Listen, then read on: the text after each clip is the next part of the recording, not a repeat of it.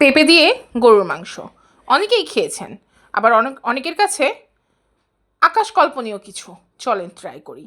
গরুর মাংসগুলো খুব ভালো করে ধুয়ে নিতে হবে। তার মধ্যে আদা রসুন পেস্ট, হলুদ গুঁড়া, মরিচ গুঁড়া, লবণ, ধনিয়া গুঁড়া, জিরা গুঁড়া, আর হচ্ছে গরম মশলা, তেল খুব ভালো করে মাখায় বসাই দিতে হবে। মাংসটা কষানো হয়ে গেলে তার মধ্যে দিয়ে নিতে হবে পেঁপে।